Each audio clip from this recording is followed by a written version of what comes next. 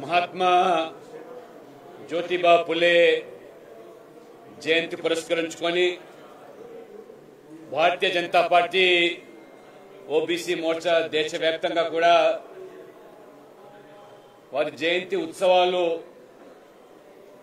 ఘనంగా జరపడమే కాకుండా పలు సేవా కార్యక్రమాలు కూడా చేపడుతూ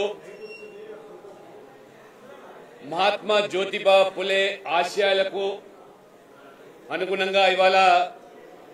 నరేంద్ర మోడీ ప్రభుత్వం గత 10 సంవత్సరాలుగా సామాజిక న్యాయాన్ని అక్షరాల అమలు చేస్తూ సామాజిక న్యాయానికి అసలైనటువంటి నిర్వచనం సబ్కా సాత్ సబ్కా వికాస్ అనే నినాదంతో నరేంద్ర మోడీ గారు ఏ వర్గాలనైతే దశాబ్దాలుగా గత పాలకులు ప్రభుత్వాలు విస్మరించారో నిర్లక్ష్యం చేశారో అణచివేయబడ్డారో ఆ వర్గాలకు ఇవాళ అన్ని రంగాల్లో కూడా సముచిత స్థానాన్ని కల్పిస్తూ నరేంద్ర మోడీ గారు ఇవాళ మహాత్మా జ్యోతిబా పులే యొక్క స్ఫూర్తికి అనుగుణంగా వారి యొక్క ప్రేరణను తీసుకొని ఒక అభినవ మహాత్మా జ్యోతిబా పులేగా నరేంద్ర మోడీ గారు ఇవాళ బడుగు బలహీన వర్గాలచే కొనియాడబడుతూ 75 సంవత్సరాల స్వాతంత్ర దేశంలో కొనియాడడానికి అవకాశం పార్లమెంట్లో కల్పించాలంటే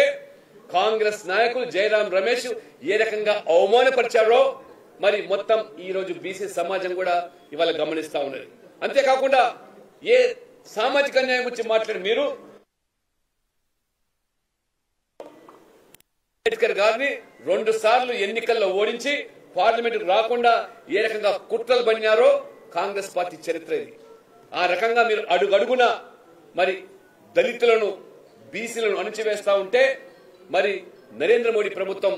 నిర్లక్ష్యం చేయబడ్డటువంటి అణచివేయబడ్డ వర్గాలకు పెద్దపీట వేసినటువంటి ప్రభుత్వం మోదీ ప్రభుత్వం. అంతేకాకుండా మరి ఇదే నెహ్రూ గారు మరి ఆనాడు బీసీల యొక్క రిజర్వేషన్ల కోసం వాళ్ళ అభ్యున్నతి కోసం కాకా కలేకర్ కమిషన్ ప్రవేశపెడితే పార్లమెంట్ లో కనీసం చర్చ పెట్టకుండా ఏ రకంగా ఆ యొక్క కాకా కలేకర్ కమిషన్ బుట్టదాఖలు చేసిన చరిత్ర ఇది పండిత్ జవహర్లాల్ నెహ్రూ ప్రధానమంత్రి ఆనాడు నెహ్రూ గారిది. అంతేకాదు నెహ్రూ గారు ప్రధానమంత్రి హోదాలో స్వయంగా అన్ని రాష్ట్రాల ముఖ్యమంత్రులకు లేఖలు రాసి కులం ఆధారంగా రిజర్వేషన్ కొనసాగినట్టయితే ఈ దేశం కులం పేరు మీద విడిపోతుందని చెప్పి బీసీల యొక్క మరి హక్కులను హరించినటువంటి ప్రధానమంత్రి ఎవరంటే అది పండిత్ జవహర్లాల్ నెహ్రూ అని ఇవాళ మరి ఈనాటి బీసీలు యావత్తు బీసీ సమాజం కూడా తెలుసుకోవాల్సిన అవసరం ఉంది. ఆ రకంగా నెహ్రూ నుంచి మొదలుకుంటే రాజీవ్ గాంధీ వరకు కూడా మండల్ కమిషన్ సిఫార్సులు 27% వీపీ సింగ్ ప్రభుత్వం విద్యా ఉద్యోగాల్లో బీసీలు కల్పించాలని చెప్పి ఆ మండల్ కమిషన్ సిఫార్సు చేస్తే దాన్ని అడ్డంగా అడ్డుకున్నటువంటి వ్యతిరేకించినటువంటి మరి నాయకుడు రాజీవ్ గాంధీ గారు. ఆనాడు కూడా రాజీవ్ గాంధీ స్వయంగా చెప్పాడు ఈ వీపీ సింగ్ గారు ఈ దేశాన్ని కులం పేరు మీద విడిదీసే కుట్రలు పడుతున్నారు కాబట్టి ఈ కులాల ఆధారంగా రిజర్వేషన్ కొనసాగడానికి వీల్లేదు. ఏదైనా రిజర్వేషన్ కల్పించాలంటే ఆర్థిక ప్రాతిపదిక రిజర్వేషన్ పెట్టాలని చెప్పినటువంటి రాజీవ్ గాంధీ ఏ రకంగా ఇవాళ బీసీలకు ఇవాళ కాంగ్రెస్ మళ్ళీ క్షమాపణలు చెప్పాల్సిన అవసరం ఉందో ఒకసారి గమనించాలి. ఇవాళ మొసలి కన్నీరు కారుస్తున్నారు రాహుల్ గాంధీ గారు. ఇవాళ గణాంక వివరాలు కులం ఆధారంగా చేపట్టాలని చెప్పి మొసలి కన్నీరు కారుస్తున్నారు. మీరు 1931 తర్వాత ఏదైతే ఇవాళ ఈ బీసీల మరి గణాంక వివరాలు మరి స్వాతంత్రం వచ్చిన తర్వాత కూడా మీ ప్రభుత్వం ఉన్నప్పటికీ ఎందుకు ఒక్కసారి కూడా మీరు జరపలేదో మొదటగా ఈ బీసీలకు క్షమాపణ చెప్పి బీసీ గణాంక వివరాల గురించి మీరు మాట్లాడాలని చెప్పి కూడా బీజేపీ నేను హెచ్చరిస్తా ఉంది. ఇవాళ ఓట్ల కోసం ఎన్నికలు వచ్చాయి కాబట్టి బీసీ గణాంక వివరాలు చేపడతామని చెప్పి మభ్యపెట్టే ప్రయత్నం చేస్తే నమ్మి మోసపోవడానికి బీసీలు అమాయకులు కాదని చెప్పి కూడా హెచ్చరిస్తాను. కాంగ్రెస్ పాలిత రాష్ట్రాల్లో ఆనాడు సిద్దరామయ్య ముఖ్యమంత్రిగా కర్ణాటకలో ఉంటే 300 కోట్ల రూపాయలు ఖర్చు పెట్టి ఆ యొక్క బీసీ గణాంక వివరాలు సర్వే పేరును చేపట్టి ఎందుకు ప్రచురించలేదో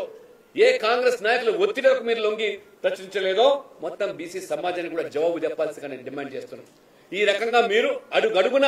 బీసీలను అవమానపరుస్తామని చెప్పి స్థానిక సంస్థలు నిర్వహిస్తామని చెప్పినట్టు మీరు జూన్ లో ఏదైతే 34% రిజర్వేషన్లు ఆంధ్రప్రదేశ్ ఉమ్మడి రాష్ట్రంలో తెలంగాణలో బీసీలకు ఉన్నటువంటి 34% ఆనాడు బీఆర్ఎస్ ప్రభుత్వం కుదించి మోసం చేసి దగా చేస్తే నోరు విప్పని మీరు కనీసం దాన్ని వ్యతిరేకించకుండా ఏ రకంగా వంత పాడారో ఈ రోజు 46% స్థానిక సంస్థల రిజర్వేషన్లకు మీరు కల్పిస్తామని చెప్పిన మీరు మొదటగా మీ కేబినెట్ 46% రిజర్వేషన్లు తీర్మానం చేసి స్థానిక సంస్థలకు వెన్నాలకు తప్పితే ఏ రకంగా బీసీలకు మీరు స్థానిక సంస్థల్లో 45% రిజర్వేషన్లు ఇస్తామని చెప్పి దాన్ని చేయకుండా స్థానిక సంస్థలకు వెళ్ళినట్టయితే మొత్తం బీసీలు తిరగబడతారు. ఆ రకంగా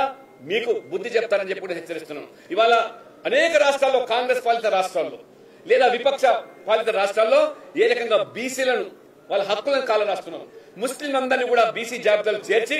బీసీల హక్కులు కాలరాబడుతూ ఉంటే నోరు విప్పని మీరు ఇవాళ మీరు మరి ఆ యొక్క యావత్తు ముస్లిం సమాజాన్ని ఇవాళ కొన్ని రాష్ట్రాల్లో బీసీ జాబితాలు చేరుతూ ఉంటే బీసీల హక్కులు కాలరాయబడుతుంటే నోరు విప్పని మీరు ఇవాళ మీరు బీసీల గురించి మాట్లాడుతున్నారంటే అది మొసలి కన్నీరు కార్చమే. కాబట్టి ఖచ్చితంగా భారతీయ జనతా పార్టీ ఇవాళ నరేంద్ర మోడీ గారు సామాజిక న్యాయానికి అసలైన నిర్వచనము అన్ని వర్గాల ప్రజలకు సబ్కా సాథ్ సబ్కా వికాస్ అత్యంత వెనుకబడ్డ సామాజిక వర్గాలకు కూడా ఇవాళ పెద్దపీట వేయడమే కాకుండా బడ్జెట్ లో కేటాయింపులే కాకుండా ఇవాళ రాజకీయ ప్రాతినిధ్యం కల్పిస్తున్నటువంటి ఒక ఆదివాసీ మహిళను రాష్ట్రపతిగా మరి బీజేపీ ప్రకటిస్తే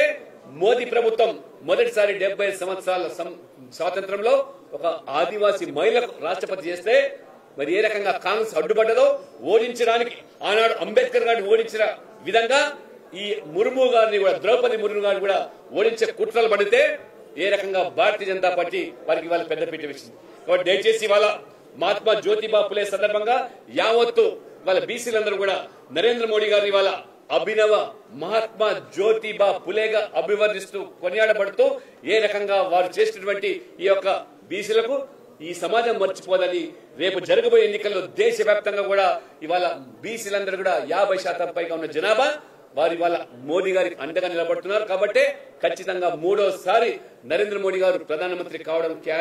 ఖాయం. అదే రకంగా బీసీలకు కూడా వచ్చే 5 సంవత్సరాల్లో కూడా అన్ని రంగాల్లో కూడా పెద్దపీట వేయడం ఇది మోడీ గ్యారెంటీ అని చెప్పి ఆ రకంగా తెలియజేస్తూ ఈ మహాత్మా జ్యోతిబా పులేను ప్రజలందరూ కూడా ఒక పండుగ వాతావరణంగా భారత రత్న ఇచ్చిన తర్వాత మొదటిసారి జరుగుతున్నటువంటి ఈ జయంతి ఉత్సవాలు కాబట్టి దేశవ్యాప్తంగా కూడా ఇవాళ చాలా ఘనంగా గర్వంగా జరుపుతున్నందుకు మరి అందరినీ కూడా నేను అభినందిస్తూ ఈ యొక్క ఏ రాజకీయ పార్టీలైతే బీసీలను ఓటర్లుగా పరిగణించి ఓటు బ్యాంకుగా రాజకీయాలు పాల్పడతారో వాళ్ళకి బుద్ధి చెప్పాల్సిన సమయం ఆసన్నమైందని చెప్పి కూడా ఈ సందర్భంగా నేను పిలుపునిస్తా ఉన్నాను.